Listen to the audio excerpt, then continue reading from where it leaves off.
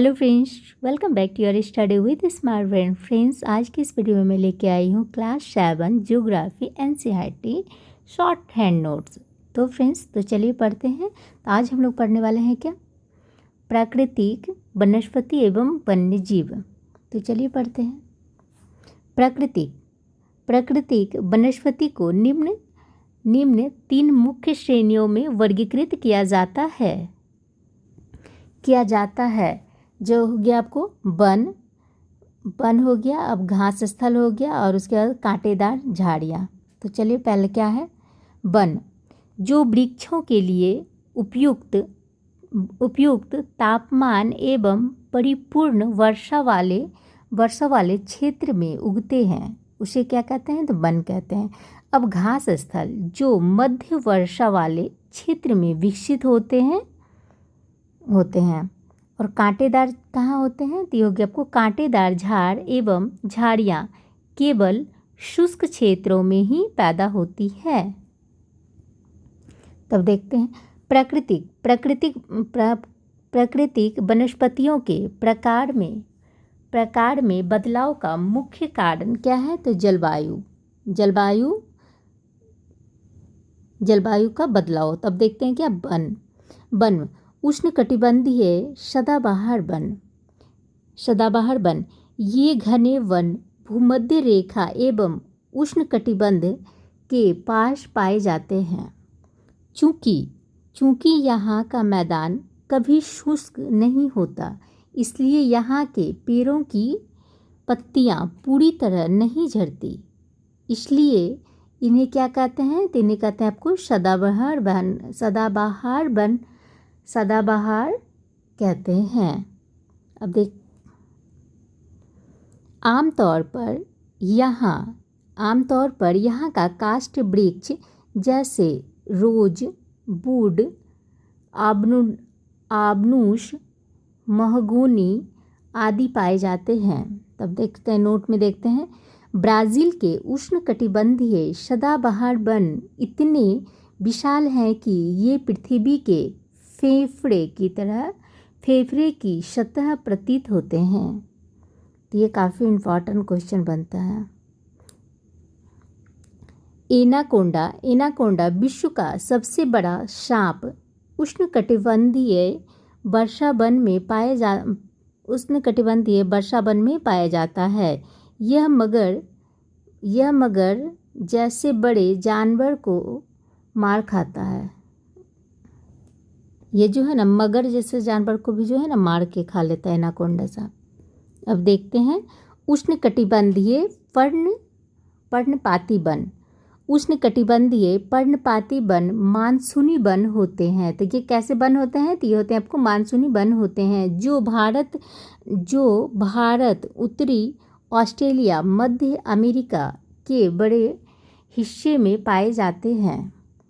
अपने आप को जीवित रखने के लिए शुष्क मौसम में यहाँ के वृक्ष पत्तियाँ झाड़ देती है।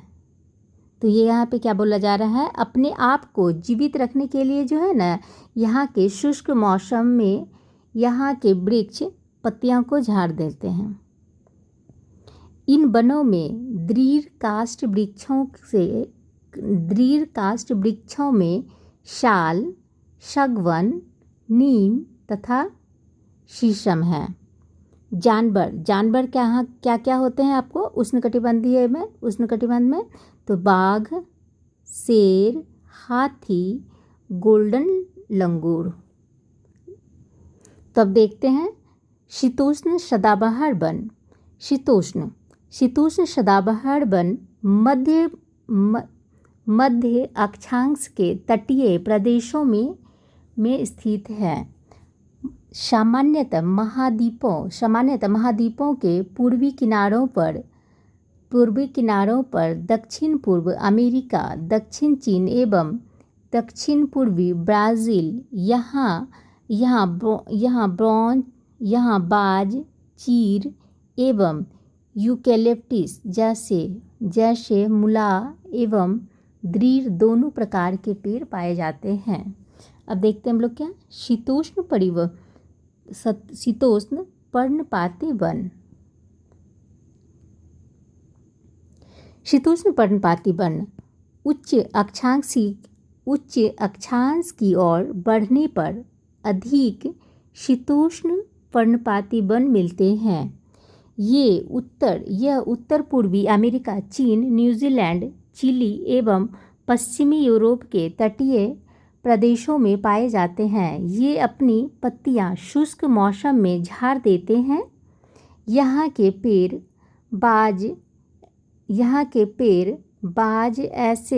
बाज ऐस बीच जानवर हो गया आपको। जानवर यहाँ के शीतोष्ण पर्णपाती वन का क्या है जानवर? ये हो गया आपको हिरन, लोमड़ी, भेड़िया, आम जानवर, उसके बाद हो गया आपको फिजेट तथा मोनाल पक्षी भी पाए जाते हैं यहाँ पर। अब देखती हूँ क्या भूमध्य सागरीय वनस्पति महाद्वीपों के पूर्व एवं उत्तर पूर्वी किनारे सदाबहार पेड़ों से ढके हैं। महाद्वीपों के पश्चिमी एवं दक्षिणी पश्चिमी किनारे भिन्न हैं। यहाँ भूमध्य सागरीय वनस्पति पाई जाती हैं।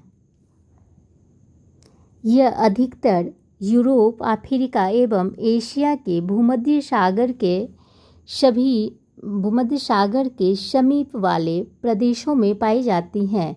इसलिए इसका नाम ये वनस्पतियाँ पड़ा भूमध्य सागर के बाहरी प्रदेश जैसे संयुक्त राज्य अमेरिका के कैलिफोर्निया, दक्षिण पश्चिमी अफ्रीका, पश्चिमी दक्षिण अमेरिका एवं दक्षिण पश्चिमी ऑस्ट्रेलिया में भी पाई जाती हैं। नोट: गर्म शुष्क ग्रीष्म एवं वर्षा वाली मृदु शीत ऋतुएं होती हैं। इन क्षेत्र में आमतौर पर संतरा, अंजीर, जैतून एवं अंगूर, नींबू वंश सिट्रिक के फल पैदा होते हैं। नोट: भूमध्य सागरीय वृक्ष शुष्क ग्रीष्म ऋतु में स्वयं को डाल देते हैं। मोही छाल एवं पत्तियां वाष्पोत्सर्जन को रोकती है। भूमध्य सागरीय प्रदेश को फल के कृषि के लिए विश्व का उद्यान कहते हैं। अब देखते हैं क्या शंकुधारी वन उत्तरी गोलार्ध के उच्च अक्षांश जो कि 50 से लेकर 70 में शुष्क एवं भव्य शंकुधारी वन पाए जाते हैं।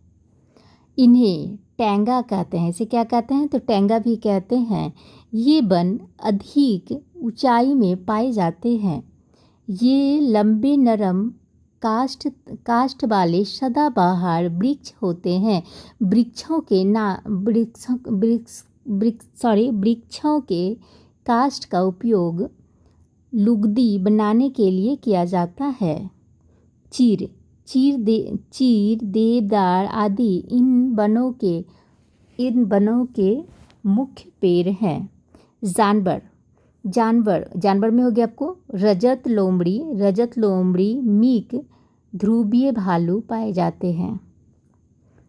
अब नोट में देखते हैं रूसी भाषा में टैगा का अर्थ होता है आपको शुद्ध या अनछुआ।